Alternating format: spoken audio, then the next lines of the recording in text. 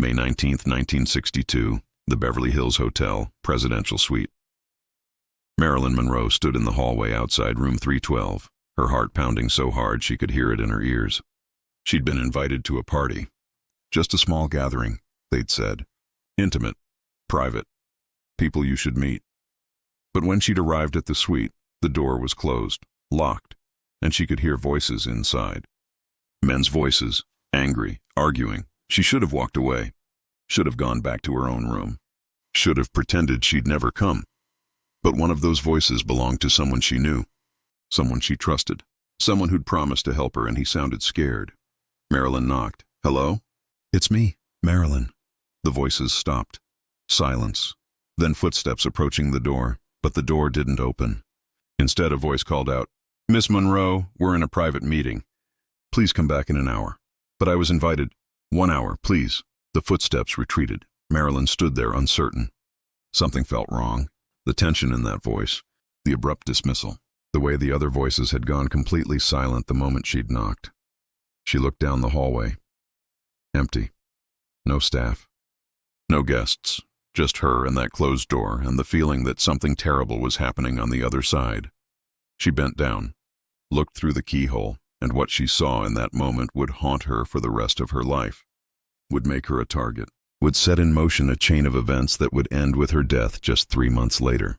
Because through that keyhole, Marilyn Monroe witnessed something that powerful men would kill to keep secret. The keyhole view was narrow, limited, but clear enough. She could see part of the room. A table, papers scattered across it, and 3 men standing around it. One she recognized immediately. Peter Lawford, actor, friend, Kennedy family connection. The man who'd invited her to this party, the second man she didn't recognize. Dark suit, serious face, the kind of man who looked like he worked for the government, FBI maybe, or CIA. The third man had his back to her, but she could tell from his posture, from the way the others deferred to him, that he was in charge. This is a problem, the government man was saying. She knows too much. She's been talking to reporters, asking questions, making connections. Can we discredit her? Peter's voice, strained, worried. Make her look unstable? Paranoid? We've tried. But she has evidence, documents, recordings, things that could destroy us all. Then what do you suggest? The third man spoke, and Marilyn's blood ran cold. She knew that voice. She'd heard it on television, in speeches, in private phone calls. Robert Kennedy, the Attorney General. I suggest, the government man continued, that we make it look like an accident. She's been having health issues, taking pills, depression. It wouldn't be hard to believe she took too many, intentionally or not. Silence, heavy, suffocating. You're talking about murder, Peter said quietly. I'm talking about protecting national security, about preventing a scandal that could bring down the entire administration. Your brother-in-law's presidency, the Kennedy legacy, everything you've all worked for. But she's a person, a human being. We can't just... She's a liability. The government man's voice was cold, final, and liabilities must be eliminated. More silence. Then Bobby Kennedy spoke. When? Soon, before she can go public with what she knows. Before she can testify. Before she can do any more damage. And you're certain it can be made to look natural? We've done it before. We'll do it again. One more overdose in Hollywood. One more tragic story about a troubled star who couldn't handle the pressure. No one will question it. Marilyn's hand flew to her mouth, stifled the gasp, the scream, the sound of her world collapsing. They were planning to kill her. These men she'd trusted, these powerful men who'd promised to protect her. They were planning her death, planning to make it look like suicide, planning to erase her because she knew too much. She stumbled backward, away from the keyhole, away from the door. Her legs barely holding her up, she had to run, had to get out of the hotel, had to disappear before they realized she'd overheard. But as she turned, she ran straight into someone. A large man in a dark suit, security, or something worse. Miss Monroe, he said. His voice was polite, but his grip on her arm was iron. Where are you going? The meeting is this way. I forgot something in my room. I need to... The gentlemen are waiting for you. They'd like you to join them now? He walked her to the door. Knocked. Miss Monroe is here, he called out. The door opened. Peter Lawford stood there. His face was pale, his eyes wide with something that looked like guilt. Or fear, Marilyn, he said. Come in. She looked at him. At the room beyond. At the men inside who'd just been discussing her murder, and she made a decision. The most important decision of her life. She smiled. That famous Marilyn Monroe smile, all teeth and sparkle and performance. Actually, Peter, I'm not feeling well. Terrible headache. Would you mind if I skip tonight? We can reschedule. Peter hesitated. Looked back into the room. Someone said something she couldn't hear. Of course, Peter said finally. Feel better. We'll talk soon. She turned, walked away. Didn't run, didn't show fear. Just walked, slowly, calmly, like Marilyn Monroe would walk. But inside she was screaming. But you won't believe what Marilyn did in the next 24 hours. Because she didn't just run. She fought back. Marilyn went straight to her hotel room. Locked the door. Pushed a chair against it. Stood in the middle of the room, shaking. They were going to kill her. Soon. Before she could go public. Before she could testify. But testify about what? What did she know that was worth killing for? She thought back over the past months. The meetings. The conversations. The things she'd seen at parties. At private gatherings. At events where powerful people thought she was too drunk or too dumb to understand what they were discussing. She knew about money. Illegal campaign contributions. Funds being laundered through Hollywood studios. Payoffs to union leaders. Bribes to judges. She knew about affairs. Not just with the president. Everyone knew about that. But with other politicians. Other powerful men. Men who had wives and reputations and careers that would be destroyed if their secrets came out. She knew about connections. Between Hollywood and organized crime. Between politicians and mob bosses. Between the Kennedy administration and some very dangerous people, and she'd been stupid enough to start asking questions. To a reporter she thought she could trust. To a lawyer who said he'd help her. To people who'd apparently run straight to the very men who wanted her silenced. Now those men wanted her dead, and they had the power to make it happen. Marilyn walked to the phone. Who could she call? Who could she trust? The police? They might be compromised. The FBI? The man planning her murder looked like FBI. She thought of calling her therapist. Her doctor. But what would she say? Men are planning to kill me? They'd think she was paranoid. Having a breakdown. They'd give her more pills, more sedatives, make her easier to kill. No, she couldn't call anyone. She was completely alone. Then she remembered. The evidence. They'd mentioned evidence, documents, recordings, things she had that could destroy them, but she didn't have anything. She'd talked to a reporter, yes, but she hadn't given him documents. She'd made recordings of some phone conversations with Bobby Kennedy, but they were in her safe at home. Not here unless they thought she had something else, something more damaging, something worth killing her before she could use it. What if they were wrong? What if they were planning to kill her over evidence that didn't exist? Or what if they were right? What if she'd stumbled onto something so big, so dangerous, that even she didn't realize what she had? Marilyn went to her suitcase, pulled out her address book, started going through names, people she'd met, places she'd been, things she'd seen. Then she found it. A business card, tucked into the back of the book. She'd forgotten about it. Lawrence Schiller, photographer. If you ever need help, call me. She'd met Lawrence at a photo shoot 6 months ago. He'd been different from other photographers, respectful, interested in her as a person, not just as Marilyn Monroe. They'd talked. He'd told her about his work, how he documented important events, historical moments. If something big ever happens, he'd said, something that people need to know about, I want to be the one to photograph it. To preserve it for history, Marilyn picked up the phone, dialed the number on the card. Hello? A man's voice, sleepy, it was late. Lawrence? This is Marilyn Monroe. You said if I ever needed help, Marilyn. What's wrong? Are you okay? She took a breath. No, I'm not okay. I need someone I can trust. Someone who can help me document something. Something important. Something that could get me killed. Silence. Then, where are you? Beverly Hills Hotel, room 422. Stay there. Lock the door. Don't open it for anyone but me. I'll be there in 20 minutes. He arrived in 15. Marilyn looked through the peephole. Saw him standing there, alone. She opened the door. Lawrence Schiller was 40, balding, average height. The kind of person who blended into the background. Perfect for someone who documented things people didn't want documented. Tell me everything, he said.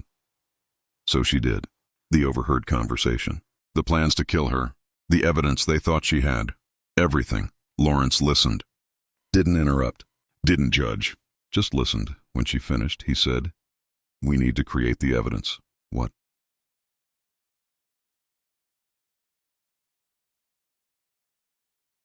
"They think you have something. Something that could destroy them.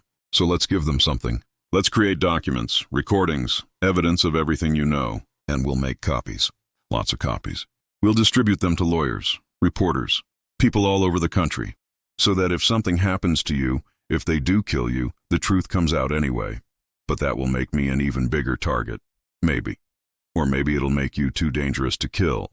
If they know that murdering you will guarantee the evidence goes public, they might back off. Decide it's not worth the risk." Marilyn thought about it. "Or they'll kill me and destroy all the evidence before it can be released. That's why we make lots of copies. So many that they can't possibly find them all. So many that your death would automatically trigger their release.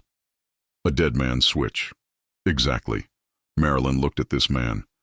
This photographer she barely knew, who was offering to risk his own life to help her. "Why are you doing this?"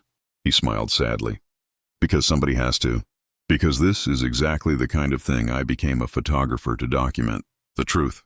The things powerful people don't want us to see. And because, Marilyn, you deserve better than to be silenced." They worked through the night. Marilyn told him everything. Every meeting. Every conversation. Every name. Every detail. He recorded it all. Took notes. Made copies. By morning they had a package. Documents, recordings, photographs Marilyn had taken at parties without people knowing. A complete record of corruption, affairs, criminal activity, everything the Kennedy administration wanted hidden. "Now what?" Marilyn asked. "Now we make copies. 20 copies. And we send them to 20 different people. Lawyers in different states, reporters at different publications. Even one to my grandmother in Ohio. People all over the country who have no connection to each other. So that if something happens to you, they all release the evidence simultaneously. And if nothing happens to me, then the evidence stays sealed. You live your life. Hope they've decided you're not worth the risk. But wait, because what Lawrence suggested next was the most dangerous part of the plan. "There's one more thing we need to do," Lawrence said. "We need to let them know you have the evidence. That you've made copies. That killing you will trigger its release. How do we do that without getting me killed immediately?" We set up a meeting. With someone high up. Someone who can make the decision to call off the hit.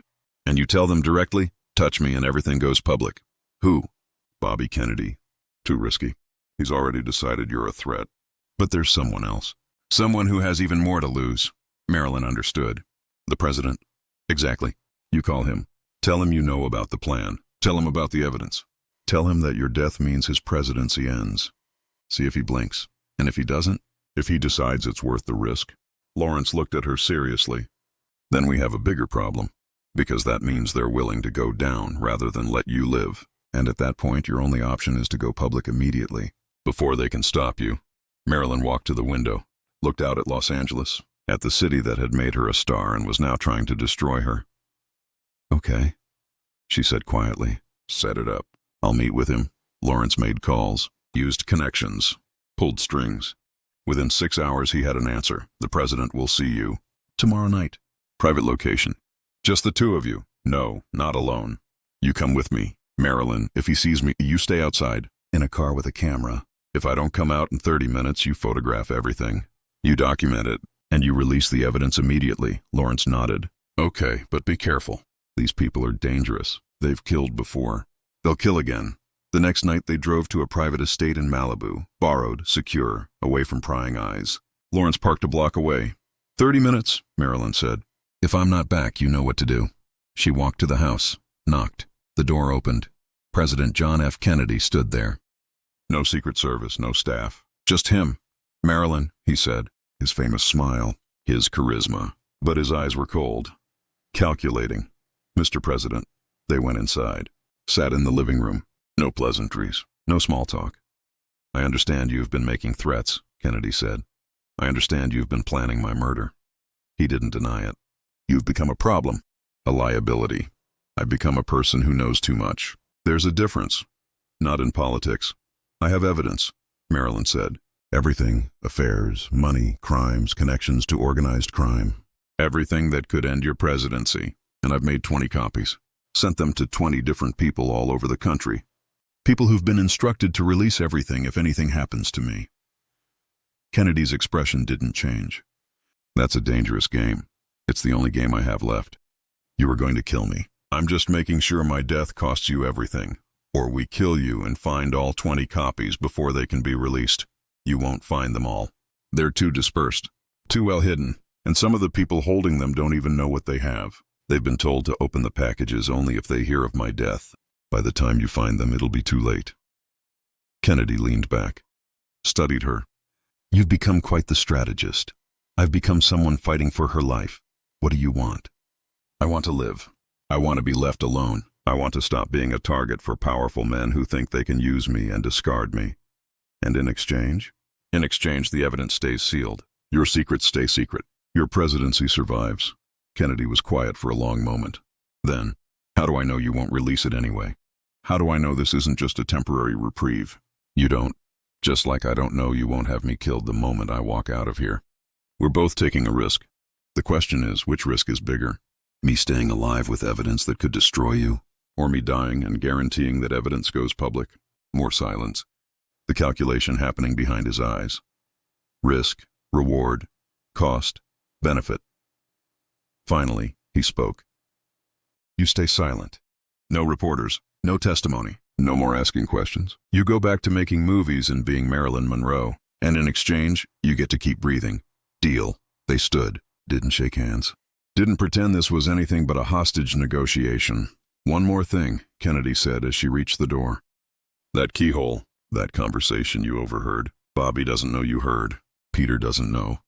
Let's keep it that way. If they find out you were there, if they know you heard them discussing your murder, the deal is off. Because then they become liabilities too. Understood. Marilyn walked out. Got in the car with Lawrence. He started driving. Well, he asked, we have a deal. I stay silent. I stay alive. Do you trust him? No, but I don't have to trust him. I just have to make sure he's more afraid of me than I am of him. They drove in silence for a while. Then Marilyn asked, the copies? The evidence. It's really all distributed? Every single copy, 20 different locations, 20 different people. If anything happens to you, it all goes public, automatically. Good. But Marilyn knew. Deals like this didn't last. Men like Kennedy didn't forget. Didn't forgive. They just waited. Found another opportunity. Another way to solve the problem. She had bought herself time. Maybe months. Maybe a year. But eventually they would come for her again. Find a way around the evidence. A way to silence her permanently. So she started planning. Documenting everything. Writing it down. Making more recordings. Building a case so airtight that even her death couldn't stop the truth from coming out. She wrote letters. Sealed them. Gave them to lawyers with instructions. If I die, open this. Read this. Make sure people know what really happened.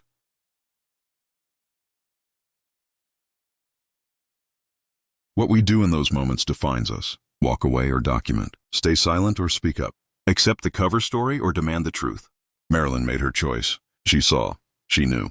She fought. And even though she lost, even though her fight didn't save her, it proved something important. She was more than they thought she was. Smarter. Stronger. Braver. They underestimated her. Right up until the end. And that underestimation, that dismissal of her intelligence and agency, is perhaps the greatest injustice of all. She saw through the keyhole. She understood what she saw. She strategized a response. She made presidents negotiate. She created insurance. She fought back. And history reduced her to a suicide. A troubled woman who couldn't handle fame. A cautionary tale about the price of beauty. But she was so much more. She was a fighter who saw the truth and refused to look away. Even when looking away would have saved her life. Remember that. Remember her, not as the image, but as the person who looked through the keyhole and decided the truth mattered more than safety. That's how we honor her, not by mourning her death, but by learning from her courage, by choosing to see, to know, to fight, even when it's dangerous, especially when it's dangerous, because that's when it matters most. When witnessing the truth comes at a cost, when speaking up puts you at risk, when fighting back might get you killed, that's when we have to be like Marilyn. Look through the keyhole, see what's there, and refuse to pretend we didn't see it. That's what she did. That's what changed everything. Not for the powerful men, but for her. For her sense of self. For her understanding of who she could be when she stopped being just Marilyn Monroe and became Norma Jean fighting for her life. She saw through the keyhole, and she was never the same. Neither should we be. After hearing her story, after understanding her fight, we should all be a little more willing to look through keyholes, to see uncomfortable truths, to document what we find, to fight back when power tries to silence us. That's how we change things. Not by winning every fight, but by fighting every fight, by making power work for its victories, by refusing to make it easy for them. Marilyn made it hard, made them negotiate, made them afraid, made them understand that silencing her would cost them, and even though they paid that cost, even though they killed her anyway, her fight mattered. Her resistance mattered. Her refusal to be silent mattered. It still matters, all these years later. Her story, her courage, her fight, it all still matters. Because somewhere, right now, someone is looking through a keyhole, seeing something they're not supposed to see, discovering a truth that could get them killed, and they're deciding what to do, walk away or fight back. Maybe, just maybe, Marilyn's story will help them choose fight. We'll give them courage. We'll show them that even if you lose, even if power wins, your fight still matters. That's what changed everything. Not what Marilyn saw, but what she did with what she saw. The choice she made, the fight she chose. We all have that choice, every day. When we see injustice, when we witness corruption, when we stumble onto truths that powerful people want hidden, we can look away, or we can look through the keyhole. Really look, see what's there, and then decide, do I stay silent, or do I fight? Marilyn's answer was fight. Always fight, even when you know you'll lose, because the fight itself is the victory. The refusal to be silent is the triumph. The choice to see and know and document, that's what changes everything. Not for the powerful, not immediately, not obviously, but for you, for your understanding of yourself, for your capacity to resist, for your willingness to stand up when it would be easier to sit down. That's what the keyhole teaches. That's what Marilyn showed us. That's what changed everything. Not what she saw, but that she saw, and that she refused to unsee it, refused to pretend, refused to make it easy for them. She looked through the keyhole, and everything changed, for her. And maybe, if we learn from her story, for us too.